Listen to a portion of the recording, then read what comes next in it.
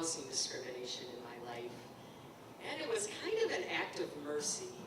The landlord involved was my then 8-year-old daughter. She's one of these people who really loves critters and is always making them loving if inappropriate homes. In fact, she was fond of telling us that one day, when she had her own home, she was going to live with 10 dogs and 2 bears. Her older brother pointed out that her 2 bears were going to eat her 10 dogs. To which my youngest folded her arms and stuck out her chin and said, "No, they won't. They're going to be trained." One afternoon, in front of our house, my youngest found a little caterpillar. She scooped it up, went into our house, opened her closet, and took out her butterfly house, which was a gift from my encourage them always sister. She took the butterfly house downstairs, went outside, harvested one of my hostas for caterpillar food, butchered one of my bushes for caterpillar furniture, and moved all the above with the caterpillar and the butterfly house. Then she gathered our family together and introduced us to Mr. Fuzzy Wuzzy and announced that we were going to witness a butterfly birth. Upon hearing this amazing news, her older brother said, "He's gonna die." And her older sister said that one time when she was in the 1st grade, her teacher tried to raise caterpillars into butterflies, and she had science equipment and everything, and all the caterpillars died. My youngest folded her arms and stuck out her chin and said, "He is not going to die." I said nothing. But in my head I was thinking, he's gonna die. The next morning I woke up early to visit the butterfly home.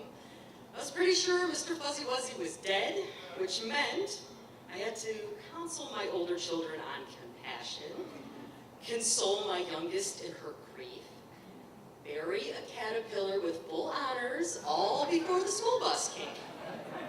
When I looked inside the butterfly house, lo and behold, Mr. Fuzzy Wuzzy was not dead. In fact, he had eaten some of the hostas and even made a little Mr. Fuzzy Wuzzy doo-doo. When my youngest saw this, she was elated. Rare is the day that she is right and her older siblings are wrong. She was a good landlord. She cleaned Mr. Fuzzy Wuzzy's butterfly house. She murdered more of my hostas. She closed his little door and went to school. Day 1, day 2, right about day 3, Mr. Fuzzy Wuzzy was looking a little lethargic, and the butterfly house was looking more like a caterpillar hospice. The older children kept predicting his death. My youngest kept refuting it, but I could tell I was getting to her. That afternoon I found her sitting in front of the butterfly house, looking in the front door, very morose. "Mom," she said, "Mr. Fuzzy Wuzzy is sad." I nodded my head and sat down next to her and thought this would be the perfect moment to negotiate for Mr. Fuzzy Wuzzy's release.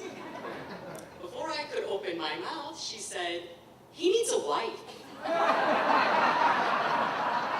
And I'm gonna find him one." So good luck with that. I mean, what are the odds that she would find another caterpillar? Really good, as it turns out. That afternoon, I'm not joking, as we were coming back from music lessons, there at our front door, like a little mail-order caterpillar bride, was another caterpillar, just like the one she had. She squealed and pointed and said, "Mom, it's Mrs. Fuzzy Wuzzy." My older children instantly started protesting. As my son pointed out, it was bad enough we were killing one potential butterfly. He had a valid point. It was tactless, but valid. I convinced my daughter to leave the caterpillar where it was. I mean, How did we even know she wanted to get married? I was hoping the caterpillar would take the hint and move along, but she wasn't very bright, because the next morning, when my oldest ran downstairs and opened the door, she was still there. She scooped her up, had a little caterpillar wedding, and then Mrs. Fuzzy Wuzzy moved into the butterfly house with Mr. Fuzzy Wuzzy. She closed the door and went to school, pretty pleased with her matchmaking skills. I, however, was not very pleased. I mean, I didn't know anything about raising caterpillars, but it was fall, and I knew you didn't see butterflies in the winter.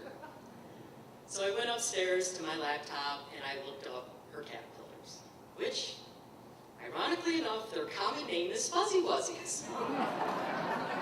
And they hibernate in the winter outside. And in the spring, they turn into yellow-winged moths. So it's pretty clear I had to convince my daughter to release the Fuzzy Wuzzies so they could go live in the home Mother Nature intended for them. I baked some cookies. I practiced my speech. When she came home from school, I sat her down, opened the laptop, gave her the cookie, and started the speech. I didn't get very far. While she was looking at the screen, her arms folded and her face soured. She looked at me and said, "I'm raising a moth."